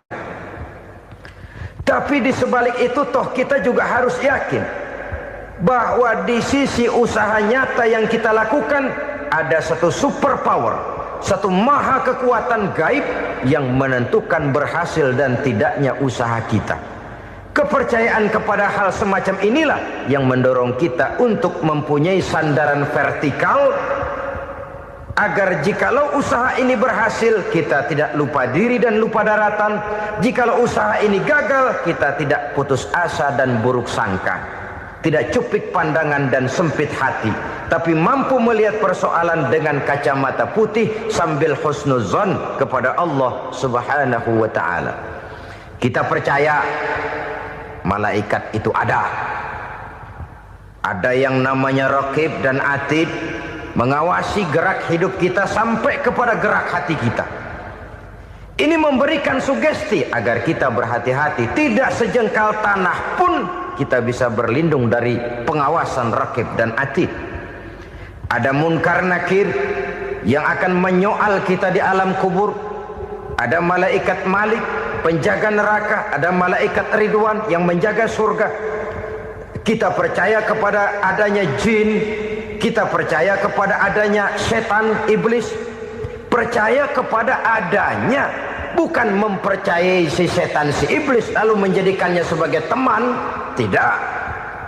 Percaya bahwa mereka itu ada dan merupakan makhluk Allah yang gaib yang diciptakan Allah Azza wa Jalla. Kepercayaan kepada alam gaib memberikan motivasi terhadap gerak lahir manusia, sehingga dengan motivasi kepercayaan kepada yang gaib, gerak lahir jadi lebih terarah, jadi lebih terpelihara. Pernah seseorang bertanya, "Pak, apakah adanya akhirat bisa dibuktikan secara ilmiah?" Saya bilang tidak bisa, tidak bisa. Kenapa? Karena yang berangkat nggak pernah pulang kembali lagi. Kalau dia pulang kemari bisa kita tanya bagaimana enak di sono. Cuma secara moral saya katakan, lebih beruntung orang yang percaya kepada akhirat daripada yang tidak. Sekarang saudara percaya akhirat ada, lalu saudara baik-baik di dunia, sholat, puasa, zakat, menolong orang lain, menebarkan kebajikan. Saudara mati, andai kata akhirat tidak ada, toh dalam hidup saudara sudah berbuat baik. Paling tidak nama saudara akan dikenang sebagai orang baik. Sebaliknya, saudara percaya, kata saya, bahwa akhirat tidak ada, lalu hidup semau-maunya, tenggelam dalam maksiat dan munkarat, menentang Allah, tidak mau ruku dan sujud. Lalu saudara mati, kemudian akhirat ada, ayo mau apa? Bekal tidak punya. Jadi secara moral lebih beruntung orang yang percaya kepada adanya akhirat daripada yang tidak percaya. Dan itu alam gaib yang tidak bisa dibuktikan secara eksat. Jangankan untuk membuktikan seperti itu, dalam kehidupan sehari-hari saja yang kita rasakan tidak selalu berbentuk toh. Angin, bagaimana sih bentuknya angin? Kita tidak tahu. Merah, buktinya kalau dikerok merah. Yang merah itu kulit, yang kulit kita bukan anginnya. Sakit, rasa sakit itu ada, tapi bagaimana bentuk sakit kita nggak pernah tahu. Kalau kita makan cabai pedas, bagaimana bentuk pedas itu tidak ada, tapi rasa ada. Bentuk pedas hijau, cabenya bukan pedasnya. Tidak semua yang kita rasakan bisa kita gambarkan dalam bentuk yang konkret. Oleh karena itu, sekali lagi bahwa kepercayaan kepada alam yang gaib mampu memberikan satu sugesti yang menata kehidupan seseorang lebih lurus, lebih terarah, dan lebih terkendali. Maka wajar kalau kepercayaan kepada yang gaib mengantarkan seseorang untuk meraih kemenangan. Kenapa? Dia percaya kepada yang gaib, bahwa akhirat ada, bahwa alam kubur ada, bahwa pertanggungan jawab itu ada. Maka dia lalu tidak hidup saenae udele dewe, itu loh. Tidak hidup menurut seleranya sendiri, terarah, teratur. Ini cirinya yang pertama. Orang bertakwa yang akan meraih kemenangan, mereka beriman, mereka percaya kepada yang gaib. Bahkan hal-hal konkret saja selalu berangkat dari yang gaib. Saudara-saudara, para remaja, para pemuda sekarang ini tidak pernah tahu toh siapa yang akan jadi teman hidup saudara. Kita bisa saja ngerancang, mentargetkan, tapi toh akhirnya yang namanya jodoh bukan kekuasaan kita. Rezeki di luar kemampuan kita. Begitu juga ajal. Maut, jodoh, ajal adalah contoh-contoh konkret bahwa pada akhirnya yang gaiblah yang menentukan. Bertahun-tahun ngelancong, emang jodoh seret nggak jadi.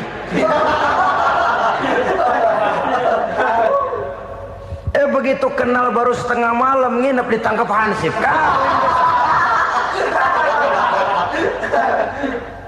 Hal-hal semacam itu kadang-kadang kita berpikir suuzon, gilet, perempuannya cakep banget, lakinya rebek amat. Memang begitulah jodohnya. Memang begitulah jodohnya. Saudara hadirin ma'asyiral muslimin yang saya hormati, jadi hal-hal yang konkret saja kita yakini sepenuhnya ditentukan oleh satu superpower yang gaib itu tadi. Dari sanalah segala ketentuan itu berangkat dan kesanalah segalanya akan kembali. Maka kepercayaan kepada yang gaib meluruskan gerak hidup seseorang dan itu akan mengantarkan dia kepada meraih kemenangan. Satu. Yang kedua, wa yuqimuna shalah. Orang bertakwa yang akan meraih kemenangan itu adalah orang-orang yang mendirikan sholat.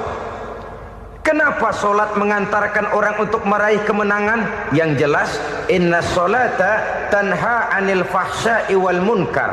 Sholat mampu mencegah manusia dari perbuatan keji dan munkar. Banyak filsafat hidup yang terkandung di dalam sholat ini. Sejak kita wudhu sampai kita menghadap ke arah kiblat, sampai kita melakukan gerak-gerak sholat, bacaan-bacaan yang ada di dalam sholat, lalu sampai kepada mengucapkan salam. Banyak filsafat hidup yang terkandung di dalam sholat. Umpamanya saja, setelah takbiratul ihram mulai kita dengan sholat dalam posisi berdiri, diajarkan dalam kitab-kitab fikih agar kita melihat ke arah tempat sujud. Ini kan filsafat kehidupan. Kalau kamu sholat dalam posisi berdiri, lihat tempat sujud. Jangan sholat mata jelalatan, sebab nanti bisa mengurangi kekhusyuan. Jadi wajar kalau yang dikatakan bahwa yang paling afdol adalah shaf yang di depan. Kenapa? Secara harfiah pengertiannya akan lebih mengundang kekhusyuan. Kenapa? Kalau kita di shaf paling depan di masjid umpamanya paling banter kita lihat tembok. Tapi kalau kita shaf di tengah atau di belakang, orang-orang di depan kita pun akan kelihatan. Yang bajunya loreng, yang bajunya genggang, yang bajunya macam-macam. Kita lihat, kadang-kadang kita pikirin, ada yang bajunya bolong. Kita sholat tapi dalam hati, nih orang bajunya robek yang nggak tahu apa. Ada saja hal-hal yang mengusik kekhusyuan kita. Oleh sebab itu diajarkan dalam posisi berdiri, lihat, arahkan pandangan matamu kepada tempat sujud. Ini kan filsafat kehidupan. Maksudnya apa? Kalau lagi diri lihat dong tempat sujud. Kalau udah di atas ingat dong sama yang bawah. Kalau sudah tinggi ingat dong dari mana kamu berangkat. Kalau sudah berkuasa bantu dong yang lemah. Kalau sudah kaya santuni dong yang miskin. Kalau sudah alim bimbing dong yang awam. Ini filsafat kehidupan. Dalam posisi berdiri kau lihat tempat sujud. Ini akan melahirkan kepekaan sosial di mana seseorang mau tahu kepada orang lainnya. Bagaimanapun kaya kita, tinggi pangkat dan jabatan kita, jikalau hidup hanya untuk kepentingan perut sendiri saja, rasanya belum membawa manfaat di dalam kehidupan kita. Tapi efek yang tertinggi sesungguhnya, sholat mencegah manusia dari perbuatan keji dan munkar. Perbuatan keji dan munkar walaupun kelihatannya mendatangkan uang, membawa keuntungan, tapi itu keuntungan semu, keuntungan sementara. Dengan menipu orang lain kita bisa dapat untung, tapi tidak membawa berkah. Dan itu adalah kerugian besar dalam kehidupan kita. Maka untuk meraih kemenangan harus dimulai dengan membentuk kepribadian yang tegar, memiliki sandaran vertikal yang langsung kepada Allah Subhanahu wa ta'ala. Dan itu hanya bisa kita tempuh melalui jalur ibadah formal yang sudah ditentukan Allah, yakni sholat yang 5 waktu. Untuk memperkuat itu ada sholat-sholat sunnah, rawatib, nawafil sebagai terminal-terminal kontrol cadangan untuk memelihara stabilitas temperatur batin di dalam kita berhubungan dengan zat yang maha gaib, yaitu Allah Subhanahu wa ta'ala. Orang sering bertanya, Pak, itu tetangga saya nggak sholat, duitnya nggak habis-habis, Pak. Nggak sholat tapi mobilnya tambah terus. Nggak sholat tapi usahanya makin maju. Tapi di sisi lain ada orang yang rajin sholat, rezekinya butak bener. Anaknya mana kurus, mana korengan. Saudara hadirin ma'asyiral muslimin rahimakumullah, harus saya katakan bahwa sholat memang bukan untuk cari duit. Sholat adalah sandaran vertikal kita kepada Allah. Sedangkan soal rezeki itu berkaitan dengan sifat Allah maha pengasih dan maha penyayang. Allah maha pengasih, siapapun dikasih kalau mau usaha. Allah maha penyayang, tidak semua orang disayang oleh Allah Azza wa Jalla. Dan belum tentu banyak harta itu merupakan nikmat. Mungkin juga istidraj. Artinya istidraj itu dikasih tapi diambulin, kalau bahasa Betawinya itu. Dikasih tapi diambulin, itu bukan merupakan nikmat sesungguhnya, lebih merupakan azab dari Allah Subhanahu wa ta'ala.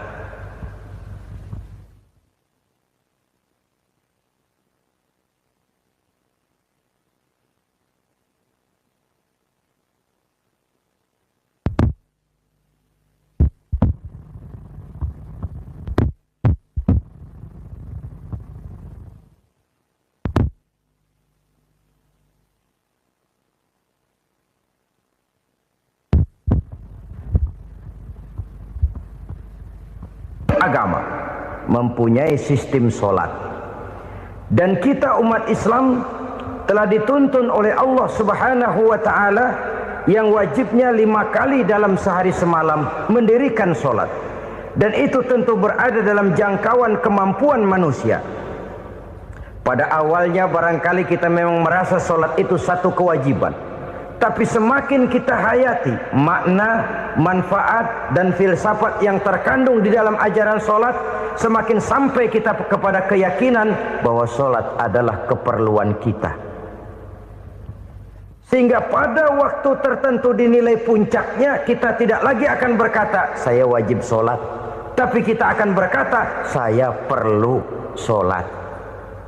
Kalau kita sudah merasakan itu adalah keperluan kita, nah di sanalah kita baru akan merasakan ruginya kalau hal itu tidak kita laksanakan. Sepanjang kita masih berkata saya wajib sholat, kita akan lebih merasakan dia sebagai beban ketimbang sebagai keperluan. Yang jelas Allah tidak memerlukan ibadah yang kita laksanakan ini. Dengan kata lain, andai kata satu dunia penuh ini orang tidak ada yang sholat satu pun, Allah tidak akan turun dari jabatan Tuhan. Jangan lalu berpikir kalau kita ngambek se-RW kagak sembahyang Tuhan tekor kali ini ya. Tentu tidak.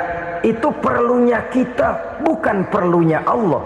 Dan pada induknya kita akan berkata saya perlu agama. Kalau secara induk kita sudah memerlukan agama, maka konsep-konsep yang ada di dalam ajaran agama itu pun adalah juga merupakan keperluan kita. Baik dia bernama sholat, baik dia bernama puasa, baik dia bernama zakat, baik dia bernama haji, seluruhnya adalah keperluan kita.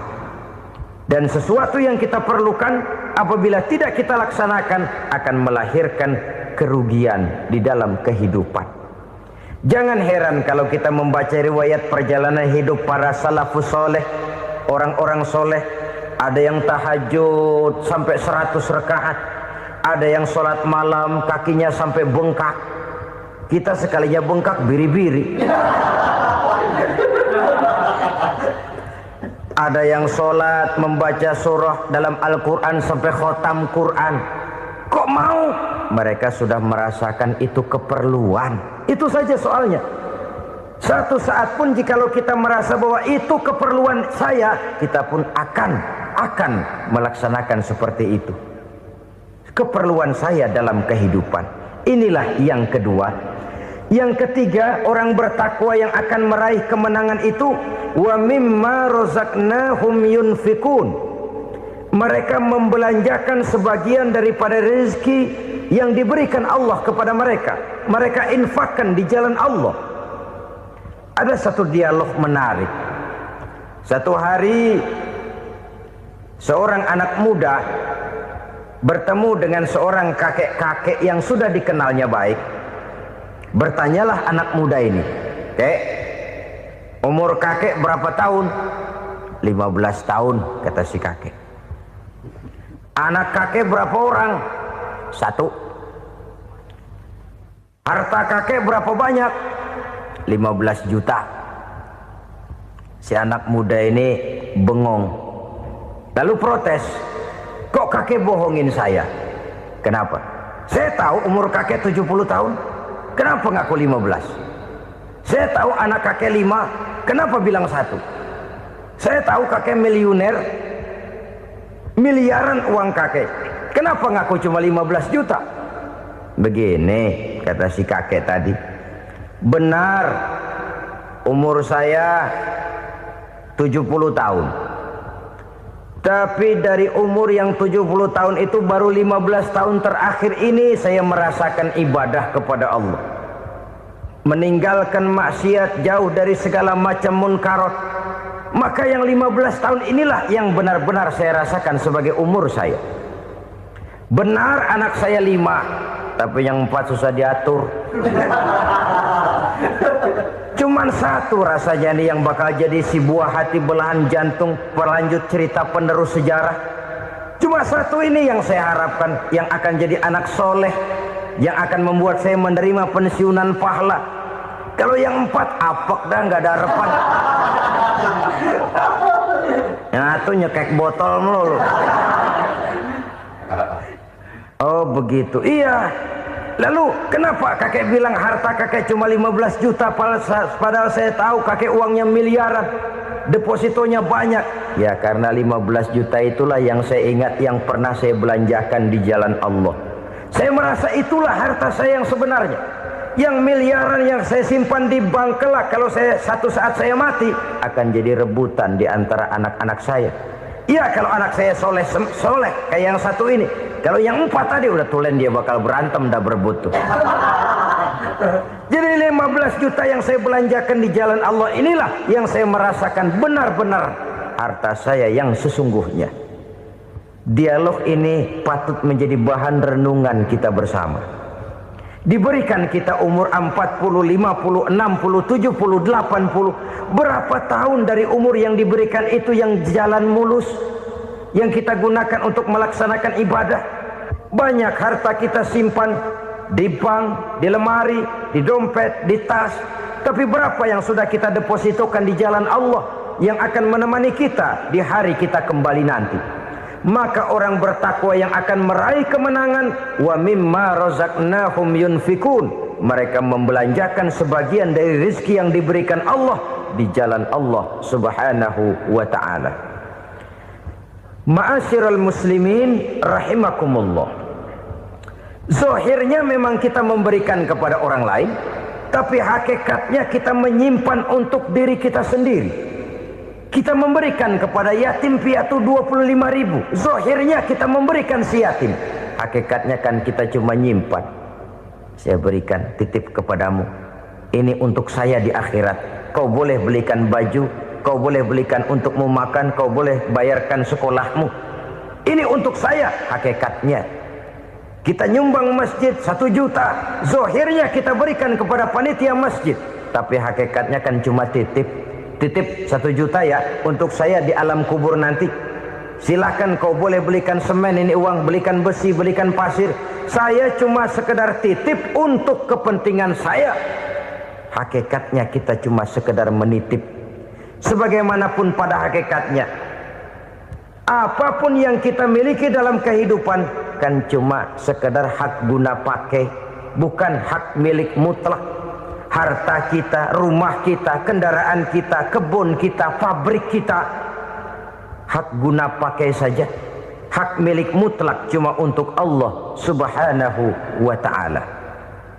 Saudara-saudara kaum muslimin rahimakumullah. Ini yang ketiga. Kemudian yang keempat, orang-orang bertakwa yang akan meraih kemenangan, allazina yu'minuna bima unzila ilaika. Mereka yang beriman, mereka yang percaya kepada apa yang telah diturunkan kepadamu Muhammad, ay Al-Quran, yakni Al-Quranul Karim. Setelah percaya kepada yang gaib, mendirikan solat, kemudian menginfakkan sebagian dari rezeki yang diberikan Allah, mereka juga lalu percaya kepada yang diturunkan terhadap Nabi, yaitu tidak lain Al-Quranul Karim. Sekali lagi di sini, percaya bukan hanya sekedar percaya saja, tetapi percaya lalu menjadikan Al-Quran itu sebagai pedoman hidup. Sebab memang Al-Quran itu adalah GBHM, garis-garis besar haluan muslim. Apa yang harus kita lakukan, apa yang harus tidak kita lakukan, bagaimana mestinya kita bertingkah laku dan berbuat, seluruhnya tercantum di dalam Al-Quranul Karim. Itu sebabnya ketika satu hari Aisyah ditanya bagaimana akhlak Rasul, beliau menjawab, kana Rasulullah sallallahu alaihi wasallam khuluquhul Quran. Akhlak daripada Rasulullah tidak lain adalah Al-Quran. Jawaban simpel ini memberikan gambaran bahwa keseluruhan daripada konsepsi Quran sudah diterjemahkan dalam kehidupan Rasulullah Sallallahu Alaihi Wasallam.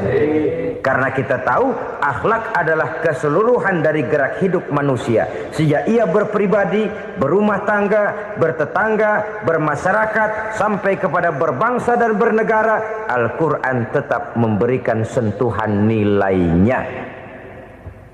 Oleh karenanya, orang-orang yang bertakwa adalah orang-orang yang menjadikan Al-Quran sebagai pedoman dalam kehidupannya. Dan kita yakini Al-Quran diturunkan kepada Nabi Muhammad bukan merupakan produk Nabi Muhammad. Isi dan redaksinya langsung dari Allah Subhanahu wa ta'ala. Kemudian cirinya yang kelima, orang bertakwa yang akan meraih kemenangan itu, wa ma unzila min qablika. Tidak hanya sekedar percaya kepada yang diturunkan terhadap Nabi Muhammad yaitu Al-Quran, mereka juga percaya kepada apa yang pernah diturunkan kepada para nabi, kepada para rasul sebelum Nabi Muhammad. Percaya kepada adanya suhuf, percaya kepada adanya Taurat, percaya kepada adanya Injil, percaya bahwa Allah dahulunya sudah menurunkan Taurat kepada Musa, percaya bahwa Allah sudah menurunkan Injil kepada Isa, percaya Injil ada, Taurat ada, diturunkan Allah untuk Isa dan Musa, tetapi tidak wajib mengamalkannya karena kita sudah diberikan Al-Quranul Karim. Ini yang perlu saya garis bawahi. Kita percaya Allah telah menurunkan Injil dahulu kepada Isa. Kita percaya bahwa Allah telah menurunkan Taurat dahulunya kepada Nabi Musa.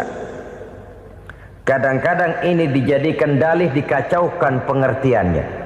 Quran saja mengajarkan bahwa orang yang bertakwa harus percaya kepada Injil, maka pakailah Injil. Apalagi kalau ayat sebelumnya ditilap, dihapus, dihilangkan, Injilnya yang ditekankan, maka akan terjadilah penekanan yang salah arah. Karena salah arah akhirnya bisa merusak dan menghancurkan akidah. Ketika Rasul suatu saat pernah ditanya orang, "Ya Rasul, bagaimana sikap kita sebagai muslim terhadap Injil yang ada sekarang?" Beliau menjawab, "La tukadzibuhu jami'an wa la tusaddiquhu jami'an." Jangan didustakan seluruhnya, jangan juga dibenarkan semuanya. Artinya, ini sudah merupakan gambaran dari Rasul bahwa dalam Injil yang ada sekarang masih ada ajaran-ajaran tauhid yang dibawa oleh Nabi Isa dan diajarkan kepada umatnya. Tapi juga dalam Injil yang sekarang ini sudah terkena intervensi dan investasi manusiawi. Karena itu Rasul menyimpulkan, la tukadzibuhu jami'an wa la tusaddiquhu jami'an. Jangan didustakan semua, jangan dibenarkan seluruhnya. Kita memang percaya Allah telah menurunkan Injil kepada Nabi Isa dulu, tapi kita tidak wajib mengamalkan Injil. Kita percaya Allah telah menurunkan Taurat kepada Nabi Musa, tapi kita tidak wajib mengamalkan kitab ajaran Taurat. Yang wajib kita percayai dan kita amalkan hanyalah Al-Quranul Karim. Kenapa? Oleh karena baik yang ada di dalam Taurat, baik yang ada di dalam Injil, tentu tercakup di dalam Al-Quran sebagai kitab terakhir yang diturunkan oleh Allah Subhanahu wa ta'ala. Dan itu wajar. Kalau seorang pejabat mau mengeluarkan satu keputusan baru, tentu dia harus meninjau keputusan-keputusan lama. Andai kata dianggap tidak berlaku, dianggap tidak relevan lagi, maka keputusan-keputusan lama itu tentu sudah dianggap tidak berlaku. Sebagian daripada aturan-aturan dalam keputusan lama yang masih dianggap relevan tercantum dalam keputusan baru yang wajib diamalkan. Begitulah hubungannya antara Al-Quran, Taurat, Zabur, dan Injil. 4 kitab samawi yang diturunkan Allah masing-masing kepada Zabur untuk Nabi Daud, Taurat untuk Nabi Musa, dan Injil untuk Nabi Isa alaihi wassalatu wassalam. Ketiga-tiga kitab itu kita percayai adanya, Kita yakini Allah telah menurunkan Zabur, Taurat dan Injil, tapi kita tidak wajib mengamalkannya. Yang wajib kita mengamalkannya sekarang ini tidak lain hanyalah Al-Quranul Karim saja, karena ia mencakup apa yang ada di dalam Zabur, apa yang ada di dalam Taurat, dan apa yang ada di dalam Injil. Keotentikannya bisa dipertanggungjawabkan. Ya, tapi kan Nabi Muhammad sudah mati 14 abad yang lalu, dan di zaman beliau Al-Quran kan belum dikodifikasikan, belum ditulis. Bagaimana keotentikannya bisa dipertanggungjawabkan? Mudah saja. Allah berjanji, inna nahnu nazzalna dzikra wa inna lahu lahafizun. Kami yang menurunkan Al-Quran dan kami yang akan menjaga dan memeliharanya. Allah turunkan Quran, Allah menjaganya. Bagaimana cara Allah menjaga Al-Quran itu? Banyaknya orang-orang yang hafaz Al-Quran. Hafaz Al-Quran 30 juz, 114 surah, 6.666 ayat. Sehingga jangankan satu kata, jangankan satu ayat, satu kalimat saja berubah sudah akan timbul reaksi dan mudah dimengerti. Kenapa? Banyak orang-orang yang hafaz Al-Quran. Sedangkan pada setiap akhir tahun biasanya malaikat Jibril selalu mengadakan checking terhadap ayat-ayat yang diturunkan pada waktu itu. Di zaman Nabi sendiri sudah ada usaha kodifikasi. Dan yang lebih luar biasa lagi, sampai hari ini tidak seorang pun mampu membuat satu ayat saja semacam Al-Quran. Ke bahasa manapun dia diterjemahkan, naskah aslinya tetap ikut. Rujukan dasarnya tetap ada. Berdasarkan itu, maka tidak mungkin terjadi penyelewengan terhadap atau pemalsuan terhadap ayat-ayat Al-Quranul Karim. Kesuciannya, keotentikannya, kemurniannya bisa dipertanggungjawabkan. Ma'asyiral muslimin rahimakumullah. Oleh karenanya, konsepsi dasar daripada ajaran Islam ini memang tidak lain adalah Al-Quran dan Sunnah. Isi daripada agama Islam yang merupakan iman, Islam dan ihsan, konsepsi dasarnya tidak lain adalah Al-Quran dan Sunnah Rasulullah Sallallahu Alaihi Wasallam. Maka yang kita perlukan sekarang ini adalah terjemahan Al-Quran di dalam kehidupan kita. Dengan demikian, maka gaya kehidupan yang lebih Qurani itulah yang kita dambakan. Kita perlu memang terjemahan Quran dalam bahasa Inggris, dalam bahasa Belanda, dalam bahasa Jepang, tapi yang lebih kita perlukan adalah terjemahan Quran di dalam kehidupan kita. Konsekuen, tidak memanipulasi, ringan sama kita jinjing, berat sama kita pikul. Jangan kalau lempengan ayat Quran tuh kira-kira enak diamalin, keras teriakan kita. Giliran kira-kira ayat Quran itu mukul kepala kita sendiri, diam kita. Itu ciri yang pernah disindir Allah dalam awal-awal Baqarah juga. Ciri beragamanya orang yang munafik. Kullama adha'a lahum masyawfih, kata Allah. Wa iza azlama alaihim qamu. Apabila terang mereka jalan, apabila gelap mereka berhenti. Artinya, kalau kira-kira di Islam nguntungin, rame-rame pada teriak Islam. Tapi ketika diminta untuk berjuang, ketika dituntut untuk berkorban, rame-rame mengundurkan diri. Nasib agama tidak ubahnya seperti daun pisang yang dikait orang di tepi jalan lantaran tak berpayung di ketika hari hujan. Manakala hujan usailah sudah, daun itu pun dicampakkan di tepi jalan, diinjak pula orang nan lalu. Artinya orang menjadikan agama cuma sebagai lipstick, decoration only, tidak konsekuen. Hanya pada saat-saat kelihatannya Islam membawa keuntungan, rame-rame orang teriak-teriak tentang Islam. Tapi jikalau diminta berjuang, jikalau dituntut untuk berkorban, biasanya rame-rame juga mengundurkan diri.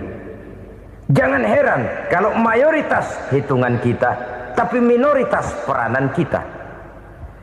Kuantitas kita dalam jumlah, tapi dalam kualitas kita lebih sering jadi penonton daripada jadi pemain. Padahal itu sangat tidak boleh terjadi. Umat Islam di Indonesia harus bangkit. Umat Islam di Indonesia harus sadar akan keberadaannya. Tidak boleh hanya jadi penonton berpangku tangan, karena memang agama kita juga mengajarkan untuk konsekuen di dalam menjabarkan ajaran-ajaran daripada agama kita. Kita sering jatuh menjadi umat yang lemah oleh karena kita ini tidak pandai menggalang kebersamaan yang diakibatkan tidak konsekuennya kita. Diistilahkan bahwa umat Islam di dalam menggalang kebersamaannya itu harus seperti orang main sepak bola. Saudara-saudara kan tahu orang main sepak bola itu. Orang main sepak bola, kalau pertandingan belum dimulai sih silakan saja kumpul di luar lapangan, atur strategi yang baik. Tapi kalau pertandingan sudah dimulai, turun ke lapangan hijau, jangan kumpul terus. Ada sepak bola gotong royong, mundur-mundur rame-rame, depan ke depan kumpul melulu mainnya. Kalah. Orang main sepak bola itu ya harus ada penyerang tengah, harus ada penjaga gawang, harus ada strikernya, harus ada kiri luarnya, kanan dalamnya yang jadi backnya. Posisi boleh bermacam-macam, tapi yang penting saling ngoper untuk menggolkan gawang lawan. Begitulah umat Islam ini. Boleh ada yang jadi pejabat, boleh ada yang jadi pengusaha, boleh ada yang jadi petani, silakan ada yang jadi seniman, ada yang jadi penyair, ada yang jadi artis sekalipun. Tapi kalau sudah berhasil menguasai bola, jangan lupa operannya.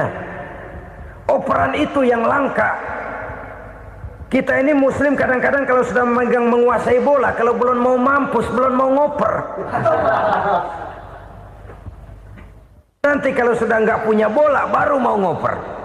Kalau sudah dengar-dengar mau dekat pensiun, baru mau jihad, baru mau berjuang, baru mau ngurus pesantren. Tanda tangan sudah tidak laku, memo sudah tidak dihargai, baru mau berjuang. Kemarin kemana mas? Kita tidak pandai memanfaatkan posisi. Dengan kata lain, kalau kembali kepada persoalan kita, konsekuensi kita terhadap agama yang kita anut ini belum ideal. Kita masih lebih sering berislam ini pada saat-saat yang menurut perhitungan kita membawa keuntungan. Tapi kalau diminta berjuang, dituntut berkorban, yang itu pun hakikatnya adalah untuk kepentingan kita juga. Allah tidak pernah menuntut kita untuk jihad bagi kepentingan Allah, itu tidak. Berjuang menegakkan agama Allah, apakah untuk kepentingan Allah? Tidak. Untuk kepentingan kita. Sebab nilai-nilai jihad itu pada akhirnya akan membawa kita kepada suatu kebahagiaan. Setidaknya kalau tidak di dunia, tentu di akhirat sebagai syahid. Oleh karena itu, pada bagian akhir ini saya ingin mengajak, marilah kita konsekuen. Sekali kita berkitabkan Al-Quranul Karim, mari dia kita jadikan pedoman. Jangan cuma kita jadikan sebagai penghias dinding, pelengkap rumah, bahwa di rumah kita ada Al-Quran, tapi yang baca kecoa. Habis pada bolong tuh Quran. Yang penting kan punya Quran. Ditaruh di pintu rumah. Biar apa? Biar kuntilanak kagak masuk katanya. Ya apa itu nasib Quran, cuma kerjanya jaga pintu, ngusir kuntilanak, ngusir memedi. Bagaimana kita hidup menurut tuntunan Al-Quran? Kadang-kadang tidak pernah menjadi masalah bagi kita. Maka bagaimanakah Al-Quran akan mungkin membawa keberkahan dalam hidup kalau ajarannya kita injak-injak dalam keseharian kita?